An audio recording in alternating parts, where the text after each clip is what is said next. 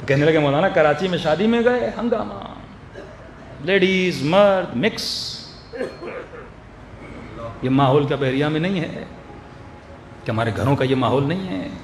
کہ ہماری شادیوں کا یہ ماحول نہیں ہے؟ کہ انہوں نے کہا میں نکاح نہیں پڑھا تھا، کہ اس بندے نے پسٹل نکال لیا، مولوی صاحب نکاح نہیں پڑھاؤ گے تو مارے جاؤ گے، بے عزتی کرواؤ گے ہماری۔ اتنے لوگ آئے اور اینڈ ٹائم پہ مولوی نہ ملے، نکاح کون پڑھائے گا؟ یعنی کتنی بھی شادیاں رچائے پھر بھی کس کا محتاج ہے؟ مولوی کا محتاج ہے نا۔ انہوں نے کہا میں نہیں پڑھاؤں گا، مارنا ہے تو مار دو۔ تو کہا کب پڑھائیں گے؟ کہا تھوڑا بے حیائی ختم کرو، ایک کمرے میں لے جاؤ دولہے کو، میں ان لوگوں کے بیچ میں آ کے نکاح نہیں پڑھاؤں گا۔ کہتے ہیں مولانا جلدی جلدی میں نے نکاح پڑھایا، جو اس نے نذرانہ جو بھی دینا تھا وہ بھی اس کے منہ پہ مارا۔ میں نے کہا آج تمہاری شادی میں آیا ہوں، جس شادی میں مجھ جیسا مولوی نہیں آ سکتا تو تیری شادی میں امام زمانہ کیسے رہے گا؟ ایسا حلیہ بنا، ایسا گھر بنا جس میں امام زمانہ آئے۔ امام بارگاہ اور مسجد میں بیٹھ کے اور گھروں پہ علم لگانا بڑا آسان ہے، لیکن قلب تو ایسا بنا، زندگی تو ایسی بنا کہ امام زمانہ تیری شادی میں تو آ سکیں۔ آج حال یہ ہے ہمارا کہ وقت کا امام نہیں آ سکتا۔ آج ہر بچی یہ سوچے کہ سیدہ کا لباس کیا تھا، اگر بی بی ہوتی تو اس معاشرے میں کیسے چلتی۔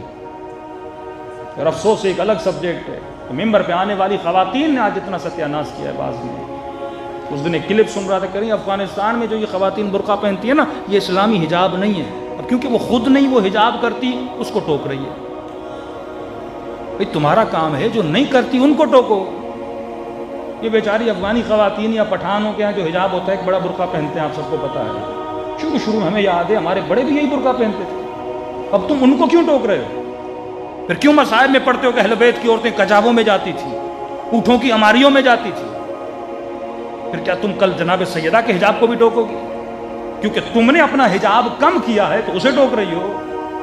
تو کہتے نہیں، تمام توضیح مسائل رسالوں میں لکھا ہوا ہے، واجب حجاب ہی ہے۔ وجوب میں اور اخلاق میں زمین و آسمان کا فرق ہے، لوگوں کو یہ پتہ نہیں لگتا۔ میں ایک چھوٹی سی مثال دوں، اگر میں بحریہ ٹاؤن میں شارٹس پہن کے چلوں، چھوٹے سے ایک ٹی شرٹ پہنوں اور چھوٹی سی شلوار پہنوں، حرام ہے کیا؟ شرن حرام ہے کیا؟ نہیں، لیکن برا ہے ایک مولانا یہ لباس پہنے تو بولتے ہیں شرعن حلال ہے، اخلاقن حرام ہے۔ یہ بات یاد رکھیے۔ کئی لوگ توضیح مسائل سے ایسی چیزیں نکالتے ہیں، بھائی مجتہد نے یہ بول دیا، مثلا باپ بیٹی کو اتنا دیکھ سکتا ہے، یہ کیسی بے حیائی کا فتویٰ آ گیا۔ بھائی شریعت منیمم بتاتی ہے، اخلاق میکسیمم بتاتا ہے۔ ہم نے صرف شریعت پہ عمل نہیں کرنا، رسول نے یہ نہیں کہا ہمیں شریعت نافذ فرمایا، بعثت لأتمم مکارم الاخلاق، ہم مبعوث ہوئے تاکہ تمہیں اخلاق کی بلندیوں پہ پہنچائیں۔ لیکن آج سارا معاشرہ منیمم پہ آ گیا نا۔ میں بار بار کیوں ویسٹرن کی باتیں کرتا ہوں؟ کیونکہ وہاں کے بچے منیمم پہ بھی راضی نہیں ہیں، یعنی اخلاق تو دور ہے، منیمم۔ اور خطیب بھی ان کو وہ پسند ہے جو ٹیٹو کرتا ہو۔ ایران میں کبھی کسی نے تصور کیا ممبر رسول پہ ایسا بندہ آ کے بیٹھ جائے کہ مولانا باتیں اچھی کرتے ہیں، حلیہ تو دیکھو نا۔ یہاں پہ جب تم شعائر کی بات کرتے ہو تو لباس اہل بیت ہونا چاہیے، بدن ویسا ہونا چاہیے، چہرہ ویسا ہونا چاہیے، اخلاق و کردار ویسا ہونا چاہیے۔ تو فرق شریعت اور اخلاق کو سمجھا کرو۔ شریعت منیمم بتاتی ہے، اخلاق میکسیمم بتاتا ہے۔ یہ نہیں کہ ہمارے شیعہ وہ جو 17 رکعت نماز پڑھتے ہیں، کہا جو 51 رکعت نماز پڑھتے ہیں۔ میکسیمم بتایا نا، میکسیمم بتاتے ہیں تاکہ تم منیمم کرے، اور منیمم بتائیں گے تو تم میکسیمم تک کیسے پہنچے گا؟ تو ہمیشہ کسی کو بلندی پہ لانا جاتا ہے تو بیٹے کو تو میکسیمم بتاتے ہو نا کہ میرے لال 6 کلومیٹر ڈیلی دوڑو، فوج میں جانا ہے، انٹری ٹیسٹ دینی ہے، تب جا کے وہاں وہ 4 کلومیٹر یا 3 میل یا 4 میل دوڑ پائے گا۔ تو اسی طرح ایمان ہے، میکسیمم پہ جانے کی کوشش کرو گے تو خدا تجھے ایمان بھی عطا کرے گا۔ آج یہ ہمارا حال ہے۔ دوسری چیز مولانا بس نکاح کے لیے یہ بات یاد رکھیے، کئی چیزیں نکاح پڑھنے سے حلال ہوتی ہیں اور کئی چیزیں نکاح پڑھنے کے بعد حرام ہو جاتی ہیں۔ یہ کون بتائے گا بچوں کو؟ وہ یہ سمجھتا ہے بس میں نے نکاح پڑھا، لڑکی میرے اوپر حلال ہو گئی۔ کئی چیزیں تیرے اوپر حرام ہیں، ایک نوجوان آیا اور اس سے ہم نے کچھ مسئلے پوچھے، اور بعد میں مجلسیں اس نے سنی کچھ علماء کی، آ کے رو رہا تھا کہ لگا مولانا میں 7 سال تک اپنی بیوی کے ساتھ حرام کر رہا تھا، 7 ایئرس، اور وہی حرام کر کے مجلس میں آ رہا ہے، کبھی زیارت عاشورہ پڑھ رہا ہے، کبھی کربلا جا رہا ہے، کبھی عمرے اور حج پہ جا رہا ہے، تو انسان کو پتہ ہی نہیں، یہ کون بتائے گا آپ کو؟ جب تک آپ فقہ اہل بیت سے دور رہو گے آپ کی زندگیاں تباہ ہو برباد ہو جائیں گی۔ دوسری چیز مولانا کو فون کرتے، مولانا یہ دن حسن ہے یا نحس ہے؟ ہاں یہ بڑی ہمیں عادت ہے، نحس بھائی دن نحس کب ہوتا ہے؟ قرآن پڑھو، کئی دنوں کو قرآن نے نحس بولا، بذات خود کوئی بھی دن نحس نہیں ہوتا، کوئی ایسا اتفاق اس دن میں ہوتا ہے جس کی وجہ سے دن کیا ہو جاتا ہے؟ نحس ہو جاتا ہے۔ مثلا خدا نے کسی دن شکار کرنے سے منع کیا، لوگوں نے شکار کیا، کہ یہ دن کیا ہے؟ نحس ہے۔ کسی دن میں معصوم کی ولادت ہوئی، کہ یہ دن مبارک ہے، ایک اتفاق ہوا۔ عاشورہ کے دن امام حسین کی شہادت ہوئی، کہ یہ دن مصیبت کا ہے، کہ اس دن ایک برا اتفاق ہوا تھا۔ اب تو بیٹی کی شادی کرائے، بیٹے کی شادی کرائے، چلو تجھے پتا چلا یہ دن کیا ہے؟ مبارک ہے۔ لیکن اگر تو غلط کام کر کے، مخالفت خدا، مخالفت علی، مخالفت رسول کر کے اپنے عمل سے اس دن کو کیا بنا دیتا ہے؟ نحس بنا دیتا ہے۔ بیٹے کی شادی کرائے گا، غلط کام اس شادی میں کرے گا، مکس گیدرنگ کرے گا، خواتین میک اپ کر کے نامحرموں کے سامنے آئیں گی، ڈانس ہوگا، غنا ہوگا جو اشد من الزنا ہے، تو اس دن کو کیا بنا دے گا؟ نحس بنا لے گا۔ پھر ان کی پوری زندگی کس میں گزرے گی؟ نحس میں گزرے گی۔ کہ یہ مولا علی کا فرمان نہیں ہے، مومن کے لیے ہر وہ دن عید کا دن ہے جس میں وہ گناہ نہ کرے۔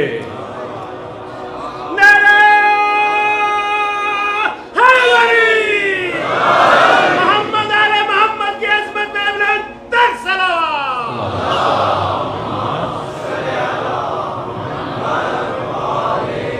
ہر وہ دن مومن کے لیے عید کا دن ہے جس میں وہ گناہ نہ کرے۔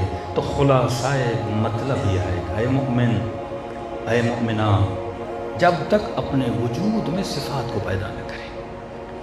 اب ہو سکتا ہے تو 5 وقت کا نمازی ہو، رمضان میں روزے بھی رکھتا ہو، لیکن تیرے اندر صفات نہ ہو، صفت غیرت، صفت عفت، یہ صفات اپنے اندر پیدا کر، جسے صفات حسنہ بولا جاتا ہے۔ انہی صفات کے ذریعے سے تیرا ایمان کیا ہوتا ہے؟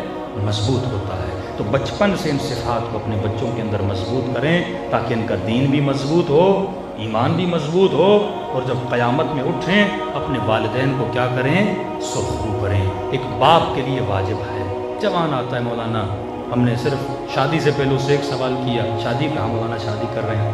بیٹا غسل جنابت آتا ہے؟ کہ مولانا وہ کیا ہوتا ہے؟ یہ بدبختی نہیں ہے کہ شادی کرا رہے ہیں لیکن اسے احکام نہیں بتا رہے۔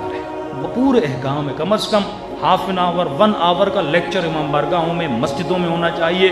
جس بھی جوان کی شادی ہو اس بیٹی اور بیٹے کو، خواتین کو بلا کے کچھ مسائل بتائے جائیں کہ بیٹے شادی کے بعد یہ معصومین نے بتایا ہے، کیونکہ تو نے ایک نسل کی تربیت کرنی ہے جو نسل امام زمانہ کی سپاہی بنے گی۔ صلوات پڑھے محمد و آل محمد۔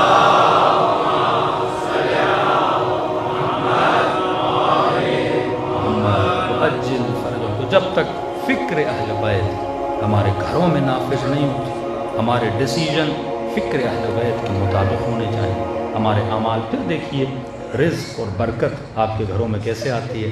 ہم جس پیٹرن پہ چلتے ہیں وہ اگینسٹ آف اہل بیت ہوتا ہے، پھر رزلٹ نہیں نکلتا، پھر ہم کہتے ہیں مولانا کوئی دعا، کوئی ورد بتائیے۔ دعاؤں وردوں سے کام نہیں ہوتا جب تک عملی طور پہ اہل بیت کی زندگی کو فالو نہ کیا جائے۔ صلوات پڑھے محمد و آل محمد۔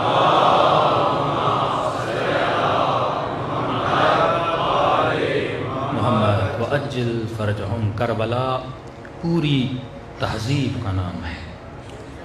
کربلا ایک پوری لائف اسٹائل گزارنے کے طریقے کا نام ہے۔ کربلا صرف واقعہ نہیں ہے، کربلا ایک آئیڈیالوجی ہے۔ کربلا ایک پوری سوچ اور فکر ہے جو انسان کو مختلف جذبے دیتی ہے۔ ایثار کا جذبہ، شہادت کا جذبہ، باطل کے مقابلے کرنے کا جذبہ، وقت کے یزید سے لڑنے کا جذبہ، یہ حسینی فکر ہے۔ تب امام فرماتے ہیں مثلی لا یبایع مثل یزید، حسین جیسا کبھی یزید جیسے کی بیعت نہیں کرے گا۔ دیکھیے ایک موچی ہے، اہل بیت یہ نہیں دیکھتے دنیا میں تم کیا کر رہے ہو، نہیں، وہ تمہاری صفات کو دیکھتے ہیں۔ صفات اگر مضبوط ہیں تو امام اپنی زیارت کراتے، موچی کا کام کرتا تھا، لیکن ہفتے میں ایک مرتبہ امام زمانہ اس کی دکان پہ جاتے تھے۔ بندہ موچی ہو، ان کو یہ نہیں تو ریڑھی رکھتا ہے، تو موچی ہے تمہاری یہ چیز اہل بیت نہیں دیکھتے، وہ صفات دیکھتے بندے کے اندر، انٹرنلی اس کے اندر صفات حسنہ ہیں کہ نہیں ہے، غیرت دینی ہے کہ نہیں ہے، ہاں عجب تو اس کے اندر نہیں ہے۔ یہ بھی ایک بڑا ٹاپک ہے آج کل، دکھاوا دنیا میں بہت دن بدن دکھاوے کی دنیا بڑھتی جا رہی ہے۔ بندہ ایک موبائل لیتا ہے لوگوں کے سامنے ہاتھ میں، تھوڑی سی گھڑی پہنتا ہے 10 لوگوں کو دکھاتا ہے۔ کل پہ میں نے بات کی، دکھاوا انسان کے ایمان کو کیا کرتا ہے، تباہ و برباد کرتا ہے۔ موچی تھا، جوتیاں سیتا تھا، لیکن ہفتے میں ایک مرتبہ حجت خدا اس کی دکان پہ جاتی تھی۔ چھوٹا سا واقعہ لیکن بہت پیارا واقعہ ہے۔ اس موچی سے، موچی خود نقل کرتا ہے، کہتا ہے ہفتے میں ایک دن، اس کو کہا وہ تمہاری کون سی عادت ہے جو امام زمانہ کو اچھی لگے، تو بھی تو بتا نا ہمیں۔ تو میں دکان پہ بیٹھا تھا، ایک دن امام زمانہ تشریف لائے، اور ظاہر جیسے آدمی دکان کھولتا ہے تو ایک آدمی اپنی جوتی دے کر گیا، دوسرا دے کر گیا، تیسرا، 3 لوگ اپنی جوتیاں دے کر گئے کہ بھائی ہمیں بہت جلدی ہے جوتیوں کو سیو۔ انہوں نے کہا ٹھیک ہے، پہلے آپ کی سیوں گا، پھر آپ کی، پھر آپ کی، اتنے ٹائم پہ آ کے جوتیاں لے کر جاؤ۔ کہتا میں نے سینا شروع کیا، جب سی رہا تھا تو امام زمانہ نے اپنی جوتی اتاری، کہا کہ موچی میری جوتی کو سی۔ میں نے مولا کو دیکھا، میں نے کہا ٹھیک ہے مولا میں سیتا ہوں، پہلے یہ 3 سی، پہلے یہ 3 سی۔ امام نے پھر کہا میری جوتی سی ہے۔ میں نے کہا مولا آپ کو تو پتا ہے میں نے ان سے وعدہ کیا ہے، بس جلدی جلدی یہ 3 سی لوں، آپ کی سیتا ہوں۔ کہتا امام نے پھر بولا میری جوتی سی۔ کہتا میں کھڑا ہوا، آگے بڑھا، مولا کے سینے سے لگا۔ میں نے کہا حجت خدا مجھے آزما رہے ہیں، میں نے ان سے وعدہ کیا ہے پہلے ان کی سیوں گا پھر آپ کی سیوں گا، اب اگر مجھے بولا تو پوری بازار کو بتا دوں گا میری دکان پہ زہرا کا لال بیٹھا ہوا ہے۔ کہتا امام نے مجھے زور سے سینے سے لگایا کہ یہی تو ہماری شیعوں کی صفت ہے کہ وہ وعدے پہ وفا کرتے ہیں۔ اس طرح اہل بیت اپنے شیعوں کو آزماتے ہیں۔ لمن لا عہد لا دین اللہ، اگر تو زبان کا سچا نہیں، اگر تو وعدے کا پکا نہیں، تو علی کا شیعہ نہیں ہو سکتا۔ آج یہ عادتیں ہمارے اندر ہیں، اگر عادات اہل بیت کو، کردار و صفات اہل بیت کو اپنے وجود میں مضبوط کر لو، پھر دیکھو خدا تمہاری زندگی میں کتنی برکتوں کو نازل کرتا ہے۔ صلوات پڑھے محمد و آل محمد۔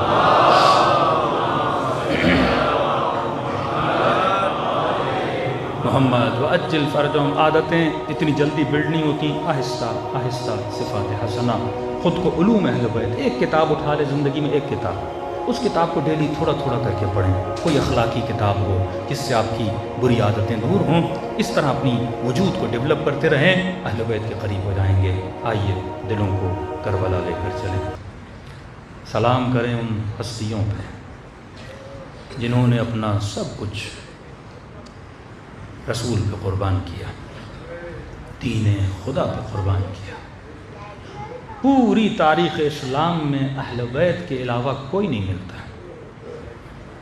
لوٹنے والے بہت ملیں گے، لیکن دین پہ لٹانے والے بہت کم ملیں گے، اور وہ بھی حسین نبی کا نواسا، جس کو نبی کبھی مسجد میں دکھا رہے ہیں اپنی گھٹنوں پہ بٹھا بٹھا کر، کبھی اپنی پیٹھ پہ سوار کر کے ان کے لیے سوار بن رہے ہیں، کبھی فرماتے ہیں لوگوں میرے ان 2 بیٹوں کو پہچانو، یہ جنت کے جوانوں کے سردار ہیں۔ کیا عالم آیا رسول کے ان بچوں پر کہ ان کے بدن پہ گھوڑے دوڑائے گئے، 4 سال کی بچی کو تماچے مارے گئے۔ کئی اوقات مصائب کو محسوس کرنا پڑتا ہے۔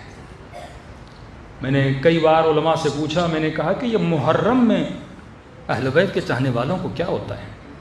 پورا سال ہمارے دل اتنے نرم نہیں ہوتے جتنے محرم کے دنوں میں ہو جاتے ہیں، گویا دل منقلب ہو جاتا ہے، عجیب اضطراب انسان کے دل میں محرم کے دنوں میں پیدا ہوتا ہے۔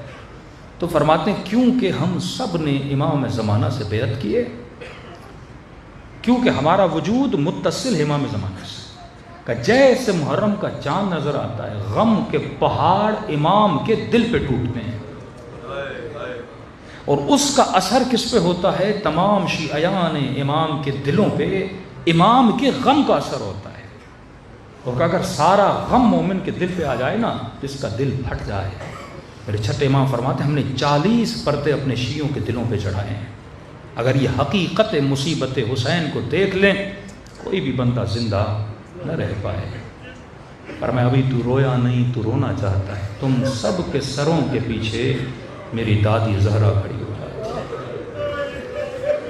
دعا کے لیے ہاتھوں کو بلند کرتی ہیں، اے خدا یہ میرے حسین کا عزادار ہے۔ کتنے خوش نصیب ہو سیدہ کی زباں پہ آج تیرا نام ہے۔ اگر وہ بی بی ہمارے حق میں دعا کریں تو یقیناً آخرت آباد ہو جائے گی، قلوب کو کربلا لے جائیں اور ثواب زیارت حسین سلام حسین سے حاصل کریں۔